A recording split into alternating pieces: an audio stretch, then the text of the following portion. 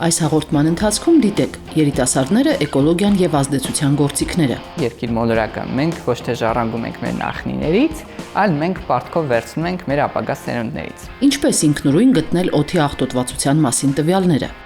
Աղբը երբեք այսքան հետաքրքիր չի եղել, մասնագետը խոսում է մեր սպառողական վարքագծի մասին։ Բոլորին թվում է թափոն ստեղծելը այդ մեր սահմանադրական իրավունքն է, կամ չգիտեմ, Աստծուց տրված ինչ-որ իրավունք է։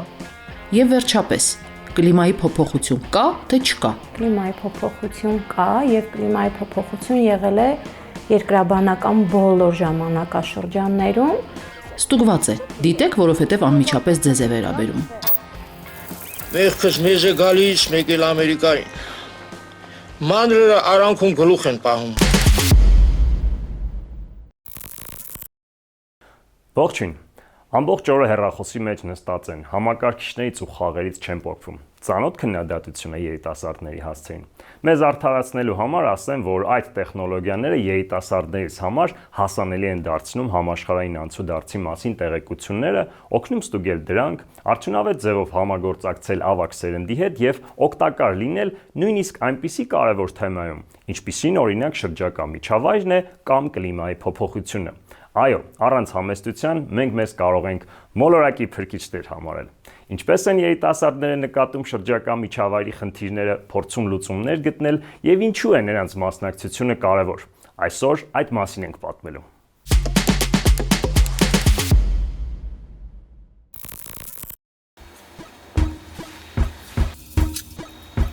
Ունենք մի ընդհանուր կլիմայական ճգնաժամ, որը մենք ժառանգել ենք։ Մյուս տեսանկյունից շատ կարևոր մի միտք կա, որ մենք երկիր մոլորակը, մենք ոչ թե ժառանգում ենք մեր նախնիներից, այլ մենք պարտքով վերցնում ենք մեր ապագա սերունդներից։ Երիտասարդ հետազոտող Նարեկը հատկապես հասակակիցների շրջանում շատ հայտնի է իբրև էկոլոգիական թեմաների գիտակ։ Դեռ դպրոցական վաղ տարիներից է զբաղվում ոլորտով, հասցրել է նույնիսկ թեմատիկ կրթական նյութեր ստեղծել, այդ թվում Կլիմապոլիս սեղանի խաղը։ Մանրամասն ուսումնասիրում է իր բնորոշմամբ ապագա սերունդներից պարտքով վերցրած երկրի էկոլոգիական խնդիրները։ Թվարկում է Հայաստանի որ մարզը ինչով է խոցելի։ Սյունիքի դեպքում մենք ունենք վատ կառավարվող հանքարդյունաբերություն։ Եթե կան Արարատի մարզը անապատացող մարզ է, անապատացումը սկսած է, կլիմայի փոփոխությունը այդ ամենը դարձնում է շատ ավելի վատ, անգրագետ գյուղատնտեսությունը այդ ամենը դարձնում է ավելի վատ։ Արարատյան դաշտի հիմնախնդիրներից մեկը արտեզյան ավազանի պակասումն է, այսինքն ջրային ռեսուրսների պակասումը։ Արմավիրը ունի ջրային ռեսուրսների հիմնախնդիր։ Լոռու Տավուշի մարզերը իրենք ավելի խոցելի են հեղեղումների, անոմալ տեղումների նկատմամբ։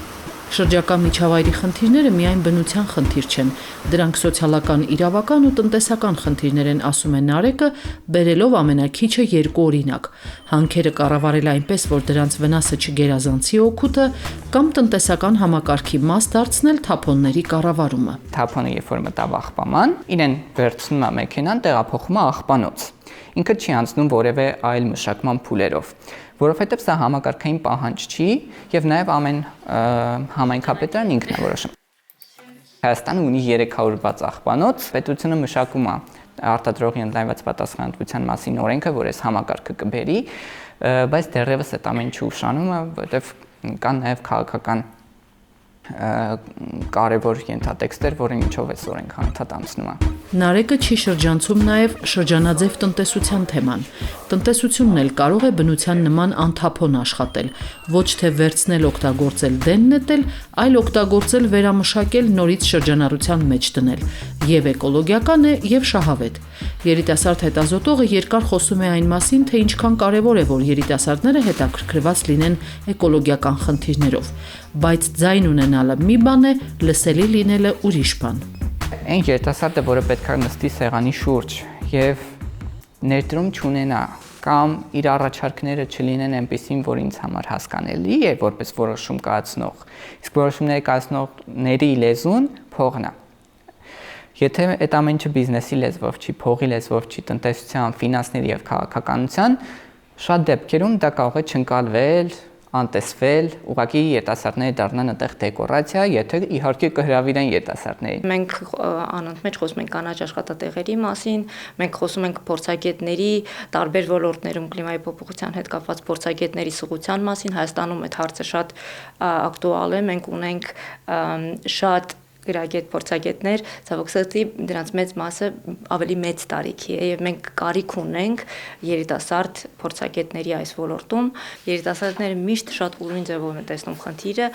Երիտասարդներն ընդգրկվում են նաև կլիմայի փոփոխությունների ոլորտային թեմաներում։ ՅՈՒՆԻՍԵՖ-ի հետ համագործակցությամբ ստեղծվել է կլիմայի հարցերով երիտասարդական խորհուրդ, որը գործում է շրջակա միջավայրի նախարարությանը կից։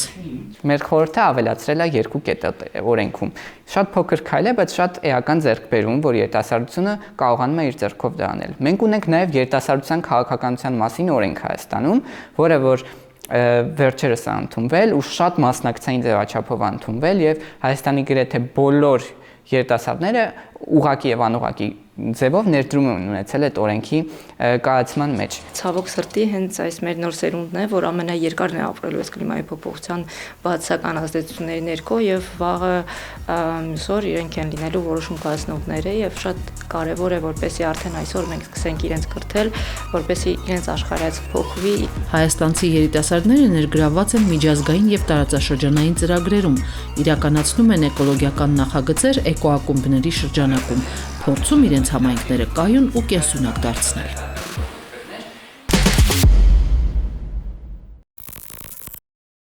Գալով շրջակա միջավայրի աղտոտման թեմային։ Ինչ կարող ենք անել մենք, բացի Facebook-ում անհանգստացած ստատուս գրելուց։ Ասեմ, կարող ենք առանց բարդ հաշվարկների ու հատուկ կրթության կլիմայագետ լինել։ Ինչպես? Պարզվում է կա մի գործիք, որը բավական հետաքրքիր տվյալներ է հավաքում մեր օդի աղտոտվածության կամ եղանակային պայմանների մասին։ Հիմա ցույց կտանք, թե ինչպես է այն աշխատում։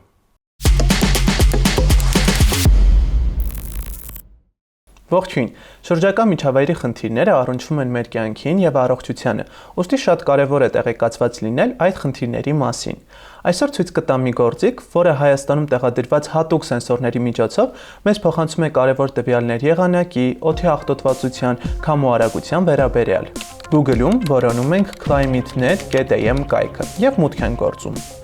Վերևում կարող ենք փոխել լեզուն, իսկ հետո ընտրել քարտեզ բաժինը։ Քարտեզի վրա նշված են տեղանքները, որտեղ տեղադրված է շրջակա միջավայրի պայմանները չափող հատուկ սարքերը։ Ընտրենք որևէ կոնկրետ կետ քարտեզի վրա։ Սեղմենք այս կետը եւ տեսնենք, թե ինչ տվյալներ կան Երևանի մասին։ Բացվում է մի քանի հասցե։ Ընտրենք մեկը եւ սեղմենք ավելին կոճակը։ Այն ցույց կտա տարածքում տեղադրված սարքերի հավաքագրած տվյալները։ Այստեղ կարող ենք տեսնել տարբեր չափումներ։ Օրինակ, օդի ջերմաստիճանը, քամու արագությունը, օդի աղտոտվածության մակարդակը, խոնավությունը։ Այս տվյալները պարբերաբար թարմացվում են, քանի որ սենսորները մշտապես հավաքում են տեղեկատվությունն ու փոխանցում հարթակին։ Մի փոքր ներքև իջնելով կտեսնենք ամբողջ օրվա, 1 շաբաթվա եւ 1 ամսվա ավելի մանրամասն տվյալներ։ Ներքևում տեղաշարժելով գիծը կարող եք տեսնել, թե կոնկրետ ժամերին որքան է եղել ջերմաստիճանը եւ օդի խոնավությունը։ Վերևում կարող եք ընտրել նաեւ օդի աղտոտվածության բաժինը եւ տեսնել այդ տվյալները։ Իդեպ կարող եք նաեւ ներբեռնել տվյալները այլ հետազոտություններ անելու համար։ Պարզապես սեղմում եք ներբեռնել եւ նշում. ընթացիկ, թե բոլոր չափումներն եք ցանկանում։ Շրջակա միջավայրի մասին տեղեկությունները օգնում են մեզ հետևողական եւ պատասխանատու վարքագիծ ունենալ, ազդել որոշում կայացնողների վրա։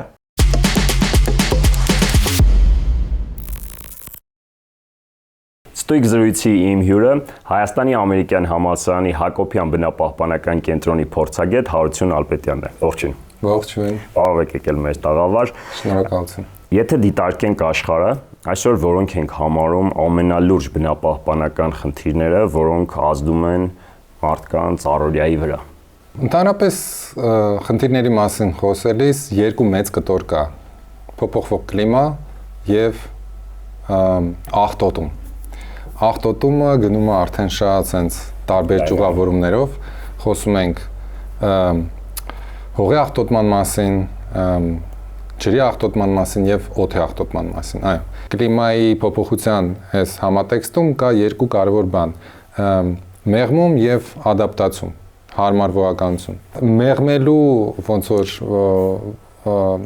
պարտականությունը այն երկրների վրա է, որոնք այդ մեծ ազդեցություն են ունենում եւ առաջացնում են այդ կլիմայի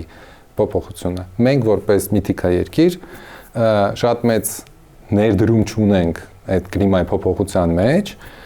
ուստի եւ մենք մեր մեղմող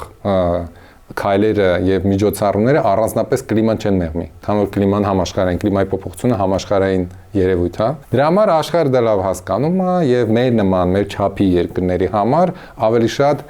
ադապտացման, այսինքն հարմարվողականության քաղաքականություններում է օգնում մեզ, այսինքն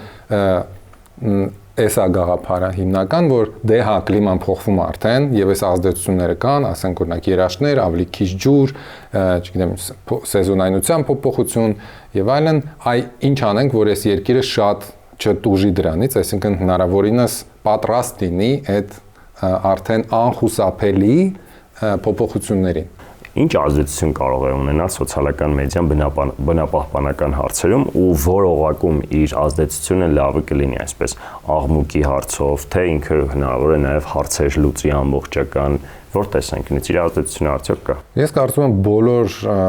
առումներով ինքը կարա շատ մեծ ազդեցություն ունենա, որտեղ ինքը սենց շատ ուղիղ access ունի մեր ուղեղներին։ Այդ scroll-ը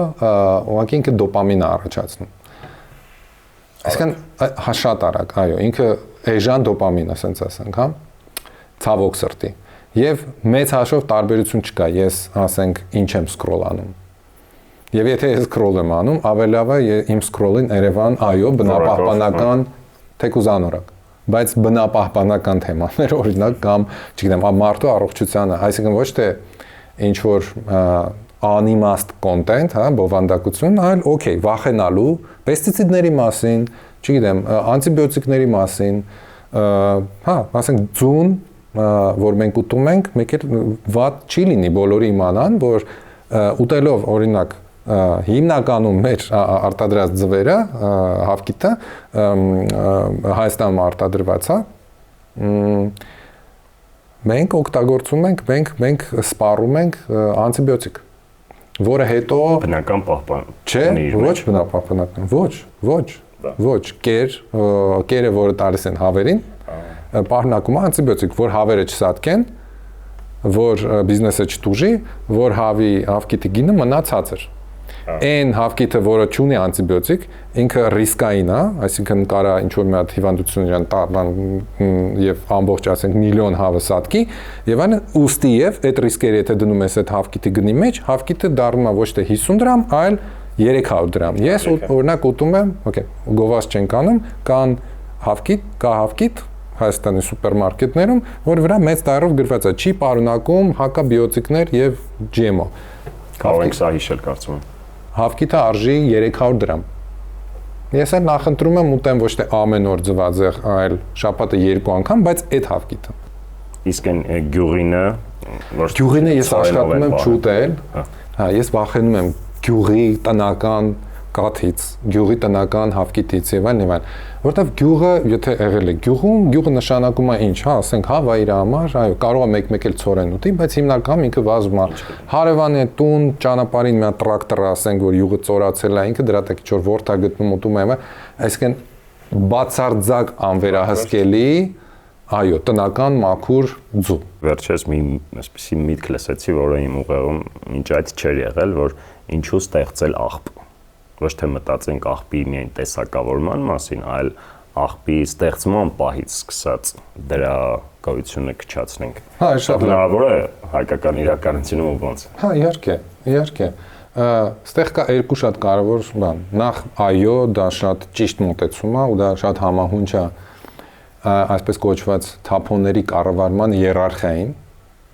որը իդեպ մեր ռազմավարությունների մեջ կա, այսինքն մենք որպես պետություն, հասարակություն դրա կրողն ենք, գոնե թե թղթի վրա, եւ այդ հիերարխիան սկսում է կանխարգելումից։ Այսինքն չստեղծել թափոն, այո, քանի որ հենց թափոնը ստեղծվեց, դու ունես խնդրեմ, վերջ։ Հետո մտածում ես իրան ինչ անես, տեսակավորես, ոչնչացնես, մշակես, ինչ անես։ Այո, այսինքն չստեղծելը, կանխարգելելը այդ առաջի բանն է, որ մենք պետք է անենք, այսինքն ապրանքը չդառնա թափոն։ Հնարավորինս երկար։ Տար կոշիկդ վերանորոգի։ Տար, չգիտեմ, շիշդ վերօգտագործի, դարձրու իրան նորից շշալցրու, մի վերցրու տոպրակ պետք չի։ Հարցուն այս ամբողջ ցիկլի մեջ կրթական հաստատություններ, դպրոցներ ինչ ազդեցություն կարող են ունենալ։ Ցավոք սրտի, այն ինչ որ ես հիմնականում տեսնում եմ դպրոցական ծրագրերում ու ոչ միայն ծրագրերում, այսինքն դասավանդման բովանդակության մեջ ավելի շատ, այդ գիտեք այն վատ բան կա, tree hugging-ի այդ ոնց որ բովանդակությունն է, որ ոյ մենք պիտի սիրենք մեր բնությունը, մենք սիրենք մեր հողը, սիրենք ջուրը, բայց այդ ինչ է նշանակում գործնականում եւ այդ ինչի է բերում, էլի ինչ է նշանակում սիրել հողը, ես չեմ հասկանում։ Իրոք չեմ հասկանում, էլի։ Այդ ինչ որ սուտ ինչ է, ինչ որ կեղծ հայրենասիրություն է, ինչ է նշանակում սիրել մեր ծառերը։ Այսինքն սիրել մեր ծառերը սահմանից այն կողմ Վրաստանի ծառերը չսիրել, օրինակ։ Դա բերում է նրան, որ Իջևանի, ասենք, ժողովուրդը հանգիստ գցում է իր աղբը գետի մեջ, որտեղ իրենք գիտեն, որ դա գնում է Վրաստան։ Եկեք պարզ խոսենք։ Ինքնին տենց են ասում են դե գնում է Վրաստան։ Նախ չի գնում Վրաստան, չի հասնում Վրաստան, ինքը կուտակվում է ինչ որ, ասենք, դեպետի նախարարում, ինչ որ միտեղ, հա։ Երկրորդը ասեն գնաց Վրաստան։ Հա, դզում է մեզ, ոնց ժողովրդական լեզվով ասած։ Չի նշանակում էլի մեր գետը սիրել եւ այլն։ Այսինքն այդ սահմաններից պետք է դուրս գա, այսինքն այդ նարատիվներից պետք է դուրս գա եւ երեխեքը հասկանան, այո, այս կոնկրետ ազդեցությունները, այդ ձեր ասած շղթան, ոնց է սկսում, որտեղից է սկսում, որտեղ է վերջանում։ Եվ մի քիչ էլ հասուն արդեն դպրոցականները պետք է հասկանան նաեւ լսեն եւ հասկանան տնտեսական խնդիրներ էս ամեն ինչի հետեւում։ Բոլորը համաձայն են, որ վատն է մեր, օրինակ, թափոնների կառավարումը, մի հատ հարցրեք իրանց, իսկ ինչ է կարծում ինչն է պատճառը։ 100-ից 90-ը ասելու են պետությունը չի անում, ինչ որ տենց մի բան։ Ասենք լավ, բայց ինչը պետք է անի, կասեն դե պետք է օրինակ գան ու հավաքեն, օրինակ, մոտավորապես տենց էլի։ Այդ 10%-ից ինչ որ մեծ մասը կասի մարդկանց իրազեկման մասին։ Ասի դե մարդիկ պետք է հասկանան, որ չի կարելի սենց անել, չի կարելի նենց անել։ Չի կարա ուղակի մարդը իրազեկ լինի, մեկ, այդ 10%-ին են պատասխանում, 90%-ն է պատասխանում, որ պետությունը ստեղ ընդհանրապես կապ չունի, պետությունը ձեր աղբը հավաքողը չի։ Պետության դերը քաղաքականություններ մշակելն է, ռազմավարություն եւ քաղաքականություն, ճիշտ որոշումներ կայացնելն է, ճիշտ օրակարգ ստեղծելն է եւ այդ օրակարգը ուղղություն տվող։ Այո, խթանելն է, լավ։ Մեկ էլ այն ինչ որ այդ օրակարգի ներքո պետք է իրականացվի, դրա վերահսկումն է։ Հա, վերահսկողություն։ Բիզնեսը ունի երկու կողմ։ Բիզնեսը եւ թափոն ստեղծող է, այո, եւ մյուս կողմից նաեւ խոսում ենք օպերատորների մասին, բիզնես որպես վերամշակող, տեղափոխող, թափոնների ինչ որ կառավարմամբ զբաղվող, հա, դրանք էլ են բիզնես։ Մարդկոց ներկրողը աշխատում է փող։ Ինքը ներկրում է մարդկոց, առնում է 10 դրամով, այո, վաճառում է 20 դրամով, մենք սպառում ենք, ստեղծում ենք թափոն, իր հետ միասին, ինքը բերել է, մենք սպառել ենք, իրար հետ ստեղծում ենք թափոն, թափոնը գնում է աղբավայր, ծորում են ծանր մետաղներ, մենք հետո այդ սպառում ենք, մեր վրա ազդեցություն անենում, մարդիկ ասում են, բա ինչի չի վերամշակվում։ Իսկապես ինչի չի վերամշակվում։ Շատ բարձ պատասխան։ Դրա վերամշակումը ծերից ծեր, իր հավաքելուց, այ որ չգնա աղբավայր, այլ հավաքվի, տեղափոխվի համապատասխան գործարան եւ ոչնչացվի, որտեղ կամ վերամշակվի, դա արժի փող։ Ո՞վ է վճարելու այդ փողը։ Եթե ինչ-որ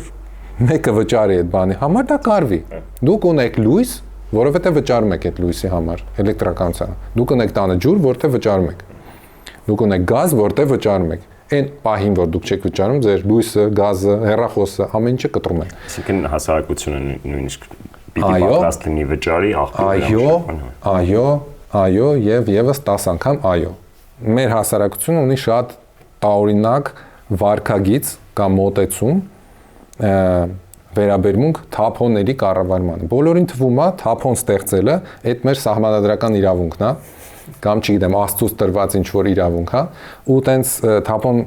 թափոնի իմ հետևից հավաքել իմ գործը չի, հա, իմ տանը կհավաքեմ, մնացածը հեչ։ Թե ուր է գնում, աղբանոց է գնում, ինչ է լինում դրա հետ, ինչ չի հետաքրքրում։ Այ երիտասարդները այս բանը պիտի առաջի հերթին հասկանան։ Թափոնների ճիշտ կառավարումը ունի գին։ Ինչ որ մեկը պիտի վճարի այդ գինը, լավ կլինի, որ այդ գինը վճարի հենց թափոն ստեղծողը, այսինքն սպառողը, աղտոտողը։ Եթե այսպես 2-3 քայլ փորձենք առանձնացնել, ես Համլետս, Հարությունը, մեր հասարակության անդամը ինչ պետքա փորձի անի մոտակա շրջանում, ապագայում ավելի մաքուր Հայաստանում ապրելու համար ու բնապահպանական տեսանկյունից էլ ավելի անվտանգ։ Եթե մեկ բառով ասեմ կամ մեկ նախադասությամբ, ստեղծի պահանջարկ, լավ աղբանության կամ լավ թափոնների կառավարման պահանջարկ։ Շատ շնորհակալ եմ։ Շատ պետքական զրույցի համար։ Ոմանք վստահ պնդում են, կլիմայական փոփոխություն չկա, դա պարզապես մեծ տերություններից որոշների հնարածն է, որպեսզի կանխեն մյուս մեծ տերությունների տնտեսական առաջընթացը։ Ոմանք էլ կարծում են, որ խնդիր այնուամենայնիվ կա, պարզապես այն չափազանցված է։ Իսկ որտեղ է իրականությունը։ Վերցրել ենք մի քանի ամենահայտնի պնդումները եւ գնացել հետքերով։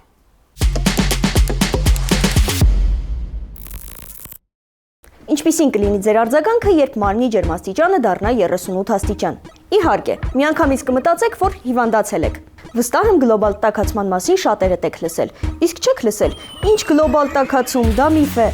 Պնդում 1. Եթե մոլորակի ջերմաստիճանը 1-2 աստիճանով բարձրանա, ոչ մի սարսափելի բան տեղի չի ունենա։ Կլիմայի փոփոխություն կա եւ կլիմայի փոփոխություն եղել է երկրաբանական բոլոր ժամանակաշրջաններում։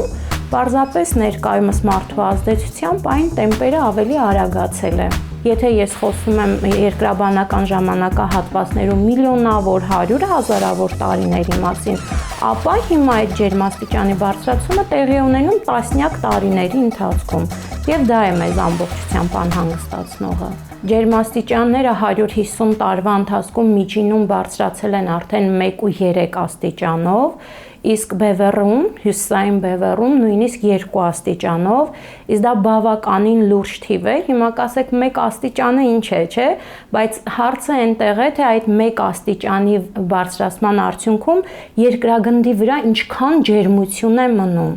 Իսկ այդ թիվը բավականին մեծ է եւ իրականում անհանգստանալու կարիք կա, որովհետեւ մարդիկ, էկոհամակարգերը չեն կարողանում, չեն հասցնում ադապտանալ այս փոփոխություններին։ Իսկ դա իր հերթին բերում է բավականին լուրջ հետևանքներ։ Պնդում 2. Եթե դեռ նորմալ ձմեռներ ենք ունենում, ուրեմն գլոբալ տաքացում մեզ չի սպառնում։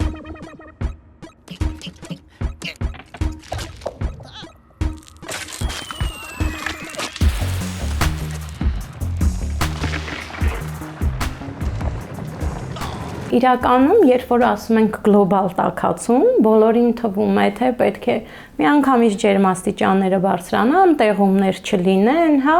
ձմեռներ չլինեն, բայց իրականում տաքացման ազդեցությամբ այդ հիդրոօթերոթաբանական երևույթները սկսում են անոմալ բնույթ կրել։ Եվ այո, կարող է ինչ-որտեղ շատ խիստ ձմեռ լինի այդ տարի եւ այնպիսի երևույթներ, որոնք նախկինում այլ վայրերում չէին դիտվել, կարող է դիտվել։ Օրինակ 2024 թվականին արաբական աշխարհում տեսանք ինչ կատարվեց, այդ հեղեղումները, խեղճուղտերը զարմացած էին, այսպես կոպիտ ասած, որովհետեւ այնքան հեղեղումներ եղավ, որ այնտեղ երբեք չէր եղել։ Այսինքն այս երևույթները սկսում են անոմալ բնույթ կրել։ Եվ իրականում դա կապ չունի, կարող է խիստ ձմեռ դիտվել այդ տարի, բայց դրան զուգահեռ ամռանը երաշտ դիտվի։ Հա, այսինքն երևույթների բնույթն է փոփոխվում իրականում սրա ազդեցությամբ։ Պնդում 3. Կլիմայի փոփոխության խնդիրներն ապահով ձեռքերում են, քանի որ մեծ տերությունները հոգ են տանում այդ մասին։ Մեղքս մեզ է գալիս, մեկ էլ Ամերիկային։ Մանրերը արանքում գլուխ են պահում։ Իր արտանետումների քանակով առաջատարը Չինաստանն է, իհարկե ԱՄՆ-ն չի զիջում իրեն, եւ հենց իրենք պետք է մտածեն ամենաշատը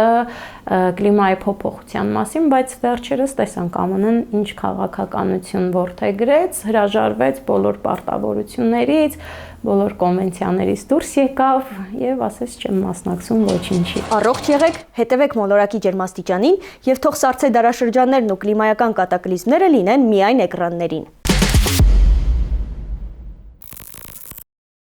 Եթե այս հաղորդումից հետո սկսեցիք մի քիչ ավելի ուշադիր վերաբերվել ձեր շրջապատին, բնությանը կամ նույնիսկ ձեր առօրյա սովորություններին, ուրեմն մեր այսօրվա փոքրիկ առաքելությունը հաջողվել է։ Մոլորակն իհարկե մեկ հաղորդումով չի փրկվի, բայց գոնե փոքր քայլեր կարող ենք անել։ Մնացեք ակտիվ, հետաքրքրված ու հոգատար։ Կհանդիպենք։